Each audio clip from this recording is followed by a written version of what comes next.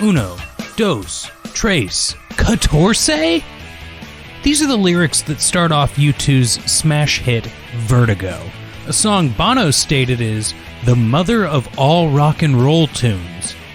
But why did Bono end the line that way? In 2010, production for the fourth and final Scream film began. We had Kevin Williamson back on the script and Wes Craven once again in the director's chair.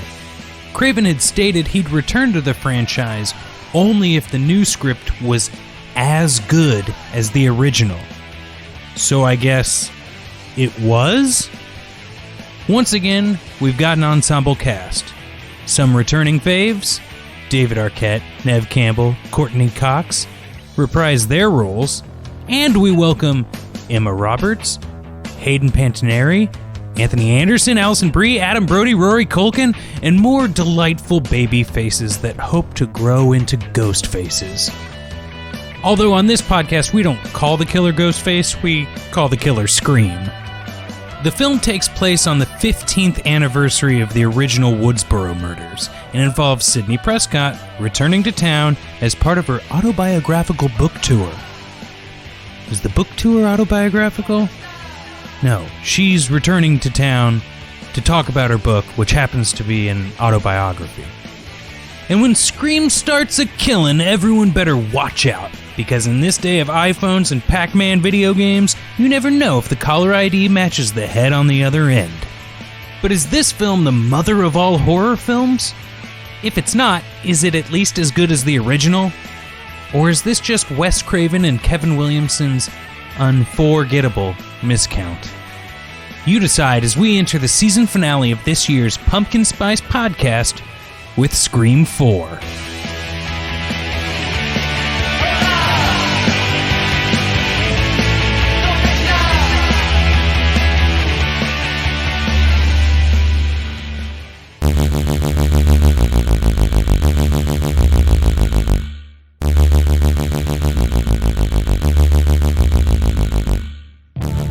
Welcome to Pumpkin Spice Podcast. It's a seasonal holiday treat where comedy and horror meet. I'm Rob Schulte. I'm Brittany. Hi. Brittany, you know what's really great about our podcast? What? Is that this season we've made it through 4 episodes without burning a building down. Oh, yeah. I'm pretty excited about it, and we've also had guests every single episode. That's right. Even And I episode know- 2. Even episode 2. And that was more of a meta guest, much like this entire podcast has been. I thank our audience for all of their tweet responses that came in there. But one thing I have learned throughout this incredible adventure is that you don't want to waste time, Britt. You want to get to that guest. Yes, I don't want to sit around like the guest is sitting there right next to you, looking at you, being like, when are you going to introduce me? The person has a heart out. Yeah, they are breathing heavily into the mic, letting us know. Yeah. So I should probably just introduce them, right? Introduce them and make it nice. When am I going to be introduced? Okay. I'm so sorry, sir. Yeah. We have a writer, an award winner, a fan, a friend, editor, creator, Humungus.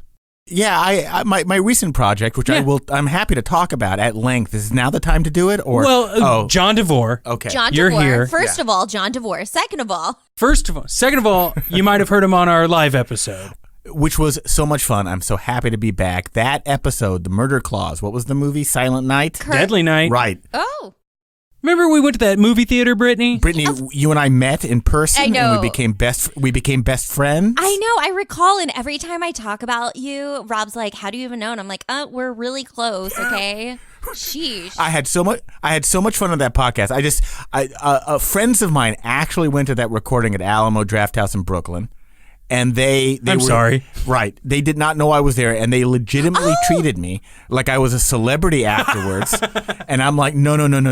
But like they were there, like at 5 of them. They came to see this movie, and they were like, you were going to be part of the podcast? Oh, man. Now if we could get them to listen to the podcast, that would be the best part. Hey, but I should say on this day that we're recording this, we got a shout out in the Other Men Need Help newsletter. They're stealing our costumes, Britt, and you know what I'm going to say? Use them. Yeah. If they would have dressed up like Tina and Bob. I stole mine from someone else. Yeah. But we're not here to talk about other podcasts. We're No. not here to talk about past podcasts.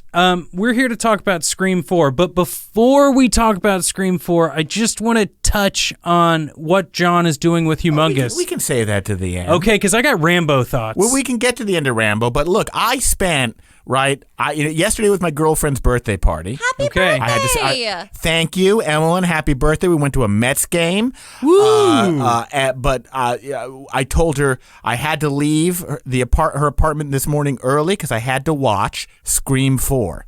Had to. Yes. I had to. I had a podcast. I'm a podcast guest these days. You are. I had to watch it, and I watched it, so I'm ready to talk about Scream 4. Well, let's dive in. Brittany, I think the most important thing to do is we have to read the user-generated IMDb storyline. You know what? Right? You have to read the IMDb user-submitted storyline. You do it! Okay, I will. I'm doing it. Sydney Prescott, now the author of a self-help book, kind of, returns home to Woodsboro on the last stop of her book tour. There, she reconnects with Sheriff Dewey and Gail, she's not a sheriff, who are now married, as well as her cousin Jill and her aunt Kate. Unfortunately, Sydney's appearance also brings about the return of Ghostface, or as we call on this podcast, Scream. Putting Sydney, Gail, and Dewey, along with Jill and her friends, and the whole town of Woodsboro in danger. That was written by Joey. Now, Joey has written quite a few reviews and rated quite a few movies, and as I look at it on IMDb, he gives a lot of zeros, but he did give a 7.9 to After the Purge. I just want to get in the mindset of the people who are really into writing these things on IMDb. I don't think I'm ever going to get to the bottom of it. How about you, Britt? Yeah, probably not. Would you ever write one of these? I don't really write reviews. Honestly, I have very vague opinions. Maybe no, I have very strong opinions, but then when it comes down to putting on paper, I'm like, I don't care that much. But I bet John DeVore has opinions that he's put in writing. I have so many opinions, and I'm so happy to share them with both of you. Start from the beginning. Ice cream. It's generally good, but there are some hard no flavors that I'm just like, what's the point? Okay. We'll get back to ice cream in a moment. I want to know the environment in which we all watched this film. John, let's start with you. You had to leave. You had to go to your own home to watch it? I just, before we went to bed last night, I was like, I got to get up in the morning, honey. I know it's Saturday, but I got to watch Scream 4. I didn't even know there was a Scream 4. I'm happy that it's streaming on Netflix. Oh, yeah. And it was jarring because I don't think I've seen Scream since 1997. So I watched it this morning with my dog Morley Safer. Beautiful dog, by the way. Reminds me of Quincy, by the way, Brittany. Wow. You met Morley. And I watched it all. I did a little laundry in between. And I stared at my phone a little during some exposition. It's the benefits of streaming. But that was my environment. That's how I watched it. I watched it today. I have got hot takes. Brittany, how about you? You're a daytime screamer. Always got to watch it before the sun goes down. Yeah. Watched it yesterday, and it was pretty breezy. Like John, I did pay attention. Obviously, I have to. You guys would find out real quick if I didn't. But yeah, I watched it with my dog, and I keep the volume really low so nothing too loud scares me. Or Quincy. Right. Well, this was another plain viewing for me, much like Scream 2. I was coming back from Los Angeles when I watched it. Ooh la la. Yes, and I had to rewatch a few scenes at home because of the loud airplane noises. I missed a couple of Culkin moments. Oh, but you didn't really miss anything. Well, I learned that when I turned it on Netflix later. That dies. Charlie, yeah. With the hair. With the hair. The one who's betrayed. Yes, much like He looks like Macaulay Culkin, but with hair, long hair. The one with the exceedingly misogynistic kill of Kirby. Yes. Yeah. That one. Over the top, some might say. My memory of this movie is nothing because I had never seen it before. Same. It was interesting to see a movie 10 years later, something like that. Well, we were taught. I just don't think it was on anyone's radar, and I don't know what prevented a Scream 5 other than Craven's untimely demise. Yep. But I just don't think it made a huge splash. It did not even a huge scream. That's a really good way to get into the first topic or first segment for the show. We call it Cutting Class. And these are the fun facts about the film. I don't call it that. Well, we call it that. No, it's Brittany, just do you call it that? Rob, it's just you. Just me. Yeah. I'm learning so much at the finale of this season. Attention, faculty and students. You're suspended. Not until your grades improve. Cutting class. The school is closed. I pulled out a few fun facts from this show. This picture show, everyone. Like you said, John, last film directed by Wes Craven, unfortunately. For the first time in the franchise, this boggles my mind that this is a fun fact, but they used a CGI knife. Really? There was no knife. What? It was all computer added What? later. Yes. Computer generated, as they say. Don't ask me why. That must be some pretty good CGI because I didn't. I mean, did you see Brad Pitt in Hollywood? That's good CGI. Once Upon a Time in Hollywood? Yes. What's good CGI? They're touching up people everywhere. You don't even know where the Brad CGI Pitt is. is that fresh. Brittany, Yeah. I'd like you to weigh in. Brad Pitt definitely. Wait, I was going to say something that would objectify him, but we live in 2019. Objectify him. No, and but I'm it's okay. trying to be The, good. the patriarchy can take it. Hubba hubba, you know what I mean? Hubba, hubba. Hey, Brittany, I know what you mean. Pull quote. We're putting that on the cover of the podcast. No, he's just a freak of nature, blessed with excellent genes. He's Yeah. a fine-looking man. But that It's knife, just how it is. that knife had to have been real. I can't. Are you sure? I don't know. Did you verify this? I'll make calls. We'll come back to this later. Next season, we'll verify. He's just a fine-looking man. He is. If he's not CGI, this knife isn't CGI. The knife is CGI. Oh. Anyway, third fact that I've pulled is that in June of 2010, Wes Craven asked his fans on Twitter what his cameo in the movie should be. And then that cameo was ultimately cut from the film. Yeah. How fun is that fact? Wow. What a fun, pointless fact. Yeah. The trivia section of this movie has the most mundane bullshit you will ever find. I love it. We love it. Well, for folks who haven't seen the movie, though, and are like on the fence, you should tell them about the all-star cast. It's crazy how many stars are in this one. It's more than any of the other ones, I feel like. You got your Kristen Bells. One scene at the beginning. You got your Anna Paquin. Same scene. Supposed to be Yeah, I wouldn't call those two women in 2011 like the shining. true. But they were supposed to be Paris Hilton and sure. Nicole Richie at the time. They agreed not. They said no. But Hayden Panettiere, she was great. Is that how you pronounce that? Yeah, sure. She's in Nashville. I don't know if you guys have watched that show. I know I haven't. But Emma Roberts kind of steals the movie, in my opinion. Who's Emma Roberts? She is Nev Campbell's cousin. Jill. Yeah. Who Jill. is she, though? Jill. Oh, she's in Scream Queens. She's in American Horror Story.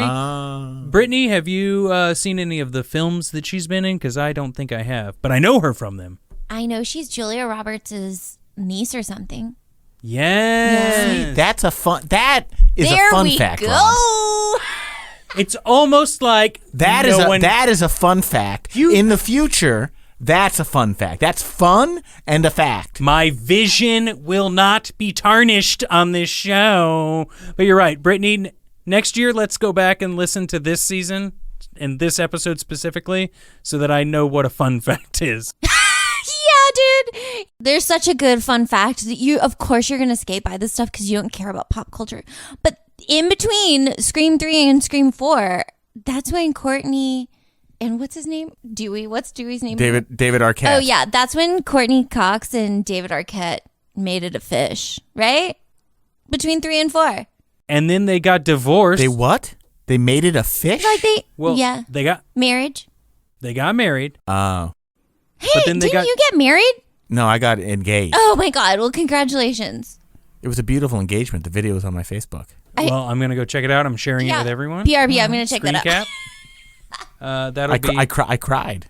Me too. John, And you know what? Like at one point, I'm like, this is a subversion of the patriarchal paradigm. But on the other hand, I was like, I should be proposed to.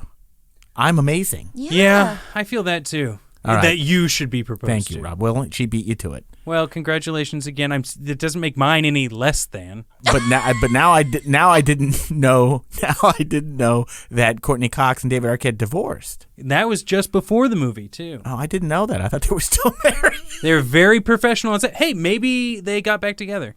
I'll call them. Ew, and that's weird because in the fourth one, they're like soups together.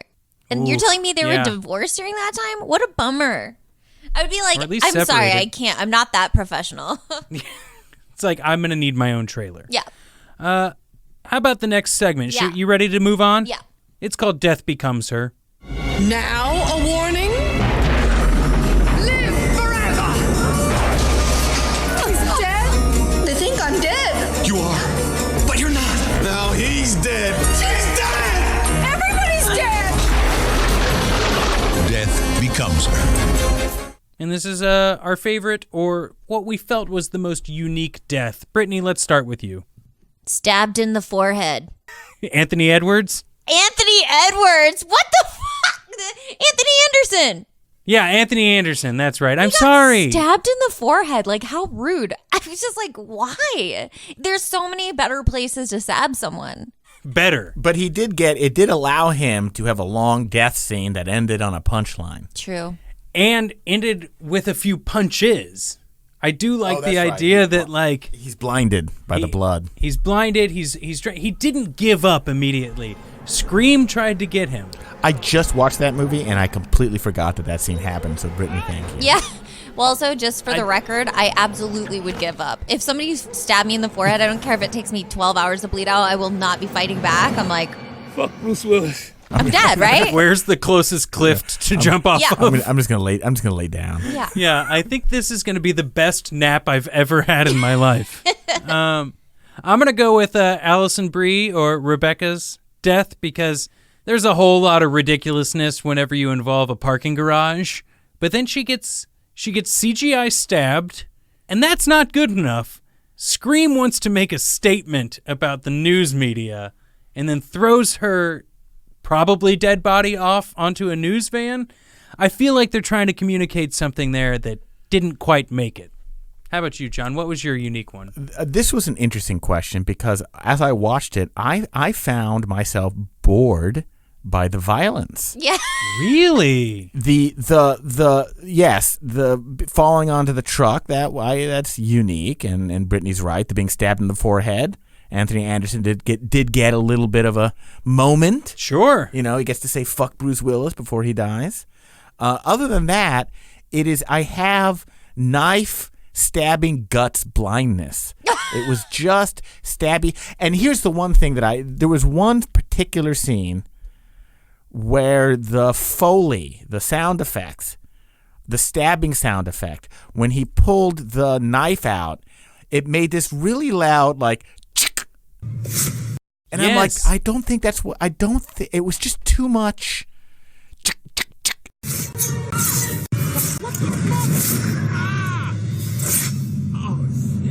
It was just too. The stabbing is not that loud.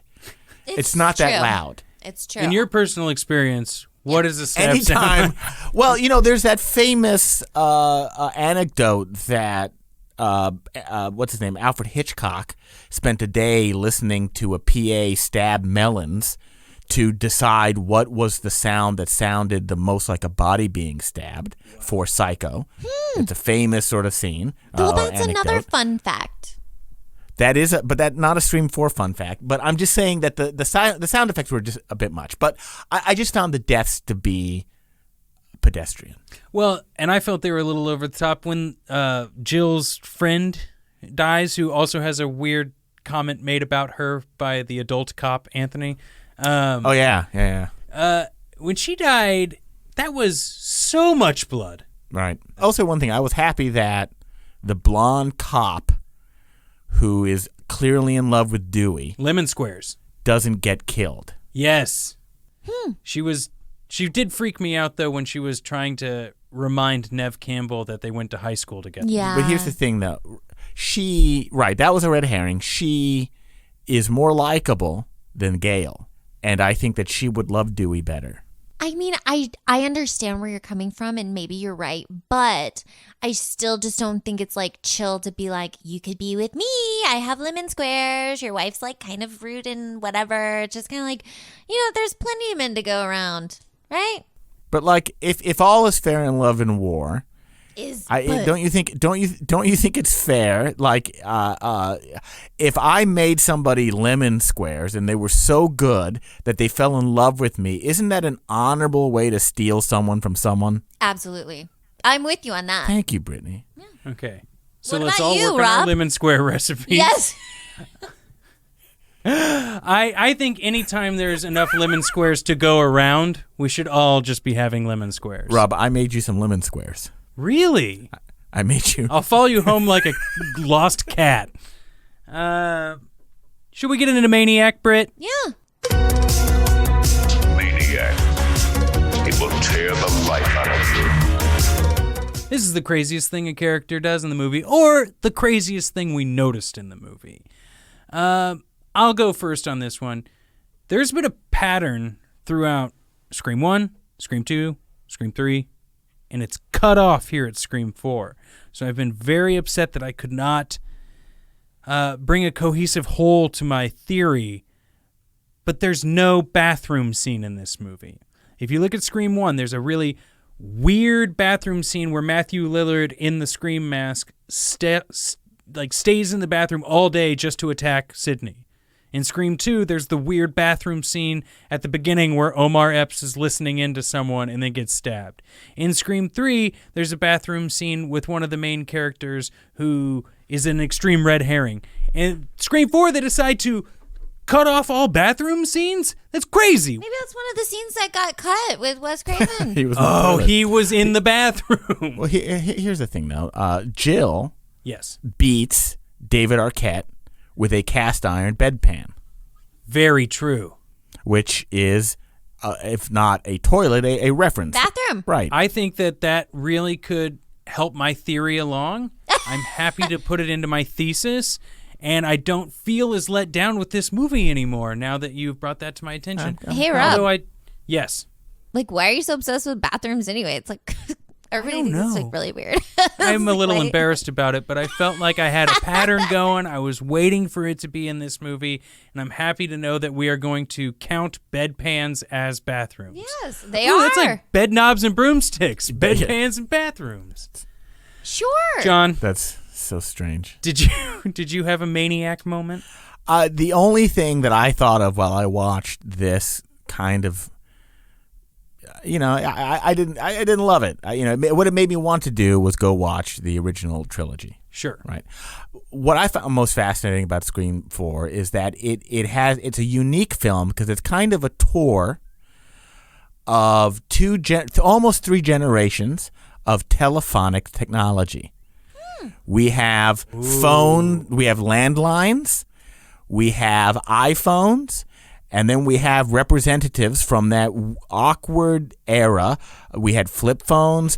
We had those little phones where the screen slidey? kind of flipped up. Yeah. The sidekick. The slidey, right, the sidekick, exactly. So I found myself watching that movie being like, 2011 was a real awkward age for phones because now it's iPhone or Android, right? But like once upon a time, there was there were so many phones. Nokia. They had wireless phones. They had, again, phones with wires, all the phones. So 2011, if you wanted to show kids what it was like in 2011, that's it. We had lots of weird phones, many of them poorly designed. Well, and Britt, you had all of the talk on the phones in the past episodes where they evolved from cellular to cell phone or whatever. Yes, they referred to cell phones as cellular. Let me get my cellular. I'm so glad that didn't stick. Yeah. Yeah, it's too long, too many syllables. It's too many syllables. Brittany, did we do your maniac? I'm sorry. No, but I'm ready. I gotta hear it. Well, it's not actually like John. It was a little underwhelming in the sense of like there wasn't like a lot of crazy kills. There weren't a lot of crazy like you know what I mean. It's just like it's usual horror movie stuff. Like why'd you go up the stairs when there's a door right there? But I did think there was a crazy moment right at the beginning. There's two women in the house. They're just gabbing. One has a stalker, and then this person is saying like, "I'm gonna gut you" on over the phone. Don't hang up. And then he's like, "I'm at the door," and then there's a knock at the door, and the woman's like, "You know what? I'm just gonna open it." And the other one is like, "What the fuck are you doing?" And I was like, you know, it doesn't even matter if somebody's messing with you. Definitely don't open the door, right? Right. But she opened the door. That's pretty crazy. Nothing happened at that moment, but still crazy. There was a tree there that was frightening. Sure. An unfair fright, I would have to say. So early, too. Yeah. And that was one of the, like, false beginnings, too. I was a little, was the whole movie a false beginning to whatever Scream 5 is going to be? Maybe. Just kidding. Who cares? Yeah. This was supposed to be the reboot of a second trilogy, which is unfortunate. I had no real. I didn't know that. I'm really waiting for whatever stab 8, 9, and 10 were going to be. All right. Anyway, John's got a heart out, so let's keep moving on. I got a heart out, guys. This is one of the best segments of all time. It's called Things That Make You Go E. I love it. I've heard about it.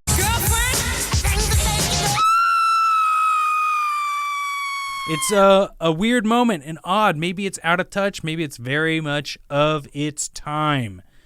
Brittany, lead the E campaign. It's 2011. You know, YouTube's on the scene. You know, everybody's got a cell phone, although they're, like John said, variations of a cell phone. And I just thought those, what were the two guys who were doing the movie stuff? You know who I'm talking about. Oh, what were yeah, the film geeks, the AV Club, the Cinema Club. Those Cinema guys. Club. Oh, Cinema Club. They were just that perfect stereotype. They're just like, it's Hollywood's first iteration of like that YouTube can't stop talking to a camera kind of character. Yeah. You know what I mean? It was just interesting to see because if you saw that in a movie now, you'd be like, okay, like you need to try harder. Well, and also like a headset camera. Yes. Right. Well, yeah. You film your entire high school experience and post it on the net? Everybody will be doing it someday, Sid. When they're meeting, when the club is meeting, there's a point where one of the nerds explains how the internet, how everyone one day is going to be living out, even in public, playing Mortal Kombat with your friend in Vietnam. But they were like, you know, everyone's going to be broadcasting live, and when I watched it today, I was like, it's hokey the way they're explaining it, but also so true. Yeah. Yep. They're not wrong. Frighteningly true. But they said that. But then again, you know, the webcams that Gail sets up, I'm just like, that's adorable. That is like, yes. She's like carrying them with two hands. It makes me want to be a minor time traveler. Yes. And just travel back 10 years and turn to Gail and be like, one day those cameras are going to fit in your phone. Yeah. Your cellular. Blown. Yeah. One day these gigantic summer sausage size cameras are going to fit in your cellular. I got a pretty simple thing that made me go E. Why was Adam Brody in this movie? Oh. Did he have a subplot that made him and Anthony? Adam Brody? He was the other cop, the dude from like the OC and Gilmore Girls. He didn't get killed. He did get killed, but Oh, it that's was, right, it he was did such get a killed. weak kill. Yeah, there was a weak nothing. It was a means to an Just got end. stabbed in the back like Like a coward. He wasn't the coward. Scream was the coward there. Thanks for clarifying. It made me just feel that it made me feel like there had to have been a subplot with Anthony Edwards and Adam Brody that just got Anthony Anderson. Who's Anthony Edwards? He's from Goose. ER, right? He's Goose from yes. Top Gun. Sorry, Anthony and Goose is dead. I know. Well, and in this movie, so is Anthony Anderson. I do think there was a subplot with those cops that got cut that would have made this movie a little bit more fun. But that's just a theory, and no one will be. I don't know Kevin Williamson, so maybe he can tell me if I ever meet him. Not yet. John. Well, yeah, again, the technology of the movie amuses me to no end, and kudos to the late Wes Craven for knowing that he had to cover this, that he had to address the World Wide Web. The other thing I realized is that David Arquette, Dewey, is just terrible at his job. Terrible at his job. The security he provides, like the two cops can't. I mean, these are every ghost face is some teenage shitbag. Yep. And they are able to run rings around trained professional law enforcement, and it just got to be too much for me. Also, Jill, I refuse to believe, has the upper body strength to stab people into the forehead. That's it. That's just it. That's all I got. I mean, it was just period. Oh, okay. Oh my God. I agree. No, but that first Scream movie, it did remind me. It's a good movie. Yeah, I enjoy Scream 1. Matthew Lillard crying, great. Oh my mom and dad are gonna be so mad. It's great because teenagers are shitbags. I hate them. I'm terrified of them. I mean, I take that back. Honestly. That's not true. Maybe half. I'm scared of teens. Brittany, are you scared of teens? I'm intimidated, and I want them to think I'm cool. I'm sorry. I know. Well, I think you're cool, Brittany. Thank you. Yeah. I'm going to tell them that you said that. Yeah, do you know John DeVore? You tell them middle-aged John DeVore thinks you're cool, Yeah. and they'll be like, no way, his TikToks are sick. He's also got a heart out. So Yes. let's move John on DeVore to... always has a heart out. We're going to move on to The Thing. Can anybody hear me? We found something quite remarkable. We found something. Is this dork made of orange rock like the rest of his body? The Thing. Your biggest takeaway. So if you were at a dinner party, John, and someone says, what was the last movie you watched? You're going to have to bring up a talking point about Scream 4. What is it? What are you bringing up over Dip? I would bring up, like, Roma. I would bring up a movie of socio-political weight. But you're forced to do Scream 4. Okay. In this scenario. That's an interesting plot for a horror movie. I will die. Again, it made me a little sad. Wes Craven, it was a genre-defining talent. I felt that Scream 4 was a little phoning it in. I agree. I think we also forget what powerful hits the first 3 Scream movies were. I find it interesting how much horror has changed in 10 years because, I just watched Midsommar for the second time, and I love that movie. My friends who are horror fans love that movie, and it's just fascinating to me how distant. Because when I looked up, I thought Scream 4, I was all screwed up with the timeline. I was like, Scream was 1996? Yep. And you reminded me, I thought Scream 4 would have been early 2000s. I didn't know it was 2011. It just didn't. There's also that thing that by the time 2011, meta was over. Yeah, it wasn't as fun to be as self-referential. The horror movies that are hits now aren't meta. They are. They are intense. They are real. They are sincere. They can be smart and playful. Midsommar certainly was playful, but they're not winking. Yeah. But I feel like that's going to come back again here pretty soon. But that always happens once we get to a point where we're in a cycle now of very specific kind of horror films. But that's I would love to see a return to form of the slasher genre, something surprising, something. I would love a sincere sort of reinvention. The last Halloween, the most recent Halloween was fine, but it was like an action movie. I would like to see a return to that. Brittany, how about you? What's your thing? Well, just on that note, we haven't talked about this, but when they made jabs at the Saw franchise at the very beginning. Yeah. It was just like, that's dumb. That's a dumb kind of horror movie.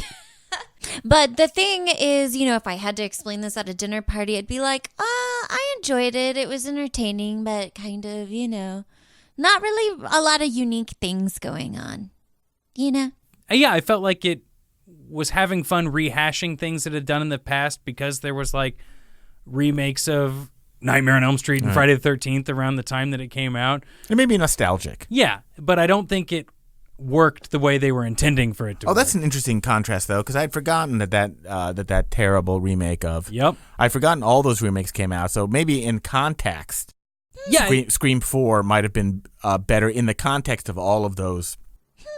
movies that were coming out and like remakes. not quite hitting the mark. Maybe this hit more of the mark at the time, which actually like leads into what I want to say, which is like, if you're going to like, this had the idea that it was going to be this new trilogy because of movies like that. And if you're going to map out a new trilogy, you should have that trilogy mapped out before you make this movie. Like they should have already like planned the deal to make 3 more movies. And unfortunately, Wes Craven passed away. But I feel like... But I mean, he's singular, Yeah. like- I just think that they didn't think it through. It was a rush job. And as much... like, I feel like I liked this more than Scream 3, even though Scream 3 did have Cliff short for Clifford from Dawson's Creek. Sure. I think this was a little bit more paced with what I'm used to and didn't have as much of the creepiness, but was so dumb in certain areas because it fits in that little space of cell phones and technology about to explode that you get to make fun of it, but you also get like a faster paced movie. Right. That was my big takeaway. John, we are at the point where we like to rate the movie, and we like to have our guests choose the rating system. You are really staring at me intensely. Well, I know you have a heart out, so... in the past, we've had, would we stab, would you shoot, or would you fuck the movie? We've rated Would I fuck, marry, kill the movie? Yeah, but stab, shoot, fuck. Okay. That's what Ben put together as a rating system, as our guest. What was it? Liev Schreiber's tight pants? That was another rating system, Liev right? Schreiber's jeans, yeah. Yeah, his jeans and his jorts. Tim had a really good one in episode 3, but like what I'm saying is it doesn't necessarily have to be a 1 to 5. Right. I would give this movie, Scream 4, 4 out of 10 lemon squares. Oh, Ooh. I'll take that. Brit? Oh gosh, lemon squares. Yeah, I'll give it. Yeah, I'll do like a half C. I need half a plate of lemon squares, right? Half a plate of lemon squares. Oh no, I just like if 10 is a plate, I'll give it a 5 out of 10. I'll do the math for you. Yeah, 5 lemon squares. Okay. Yeah. Okay. I think I'm gonna give this one 6 smaller lemon squares in a Tupperware, so that they're easier to all fit in there. Like if I was gonna cut myself a lemon square at home, I'd probably get a little bit bigger of a lemon square. But this movie's getting A workplace lemon square. a workplace, 6 workplace lemon squares. Carla brought the... Yeah. I mean, lemon we squares have from to home. eat them to be polite. Yes. And I'm sure they taste okay. So that's been Scream 4. That's been the season finale Oh my gosh. of Pumpkin Spice Podcast. It is Halloween today if we're playing our cards correctly. Happy Halloween. Yeah. God, And it's John, Halloween. I don't know about you, Brittany, but like I am so very thankful that John wanted to join us today. You should be. What do you mean? What do you mean you don't know if I feel the same way? Like I feel more strongly Brittany, than did you you do. not want... Brittany, did you not want me to be on this? That's what I meant? all I wanted. I was like, you. If you can get, Brittany, you and I did. You and I did one podcast I know. live, and then we became like the best Twitter friends. No, personal friends actually, but you know, as evidenced on Twitter. Yes, for sure. I don't know what series we're gonna do next, so I hope everyone tunes in. But before we get to our credits, John, can you talk to us about Humungus? Yeah, sure. And I appreciated when you had me on for the Christmas murder movie. Yes. Because at that moment, You. an award-winning journalist, Yeah, it surprises me every day. was unemployed. What? I know. Since then, I have launched a website, a magazine for Medium, the publishing platform. It is called Humungus, and it is a site about masculinity and pop culture. So I write a lot of essays, and I publish a bunch of essays about movies and television shows and manliness and feelings. And And so, I've written about, we've talked about Rambo. I wrote a review of Rambo, the last Rambo, which was terrible. We're coming out with stories this week about Ad Astra and Joker. Masculinity is a fluid conversation. It's not a site just for men. It's for anyone who identifies as a man or who has ever seen a man in the distance. I've done that. I have. That's me. I know. Right. If you've ever pointed and been like, look, there's a man. I accept pitches. All that I ask is that it is about something pop culture and that it address masculinity in some way, which, as we know, is masculinity is like a hat, like a feathery musketeer hat. But it's a good time to have a conversation about what masculinity is. Yeah, I agree. Who to be, and a lot of who we are, the stories that we tell ourselves are reflected on screens. And so I'm also very interested in, the stories we tell ourselves as men and the culture we consume. It's great, and I love everything I've read from it, and I Which encourage everyone else. There's not that much, though. We don't need I to wrote say a whole that essay about online. Rambo, and you were It's- like, I saw the movie. And I'm like, did you read my essay? The essay came out before I saw the movie. I wasn't going to get it spoiled for me. All I'm interested in is Brittany reading it. Oh, Yeah. I'm on it. Me, I'll let me you too. know. That's all I'm interested in. I'll as well. wait. Okay, yeah. You know what? I thought you had a hard out. I can make some texts. I did. I'll tweet you that I read it, okay? Yeah. I want to thank Jeremy Siegel for editing this episode as well as composing the music for this podcast. Thank you, Jeremy. Thank you, Jeremy. Brittany, where can the people connect with us? On Twitter, use the hashtag Pink Jeans. Pink Jeans. Yes. Use that hashtag. Let us know you're listening. We're on You can Instagram. go to Pumpkin Spice Podcast Instagram. Yeah. Yes. What else? And since this is the final episode of this season, I would really appreciate it if people would rate and review this podcast on the podcatcher of choice. Overcast, you can star an episode. iTunes, you can say, click, clack, click, loved it. Yes. It helps us out. You can also, if you really want to help us out, go to patreon.com/pinkjeans. This podcast is made possible by the 20s of people giving us a couple of bucks to make it happen. And now that we're going into the off season, they will get the behind the paywall bonus episodes. Like, I think we talked, Britt, about doing Smokin' the Movie. Oh, that's a good one. Smoking the movie. Is that what it's called? Yeah. With the The green mask. guy? Yeah. Yeah, the green guy. Green-faced and white teeth guy. Yeah. Real white. The movie teeth. The Mask. Yeah, The Mask. Well, I don't want to be a professional here, but you might want to mention the name of the movie because I was like, Wait, it's not called Smokin' the Movie? I thought it was sounds called like a Smokin'. late. That sounds like a late 70s Burt Reynolds movie. Well, maybe we'll find that Burt Reynolds movie Darn. and watch that instead. It might be better if you use the. What are you going to title this episode? Scream 4 with it's John called- DeVore? Okay, all right. It rhymes. No, it's called Ghostface Killer. No, that's a rapper. No. The guy in the movie. Oh, that goes. No, It's his gonna be name's called- Scream. It's going to be called My Bloody Lemon Square, Yes. and then no one knows what this episode's about. Yes, It's like exactly. in our season finale, My Bloody Lemon Square. All right. That sounds Well, terrible. thank you all for tuning in. Brittany, What? I hope all is well out in Los Angeles. It's all right. Excellent. No, John, it's good. once again, thanks for being on. I know Rob, you got a heart out. I appreciate it. I have a heart out. Brittany, you're a delight. Oh, John, I'll talk to you later, okay? Because we're friends in real life, so. Oh, yeah. No, you and I will have a friend conversation Yeah. about friend stuff when Rob's not around. That doesn't at all sound like you're two robots. We're not. To quote Scream 4, I'll message you on Facebook, but don't make me delete you. Yeah, deal.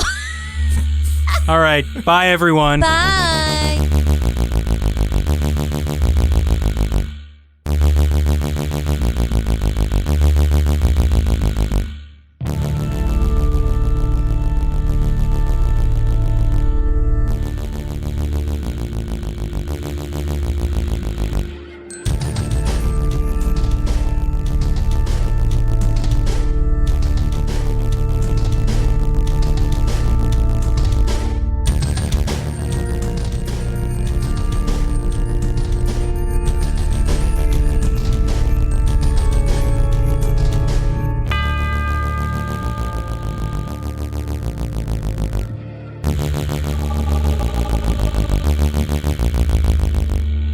Okay, Clive. You almost done in there? Jesus Christ, dude. Do you only drink water once a day? And it's just when I'm recording? Okay, I'm sorry.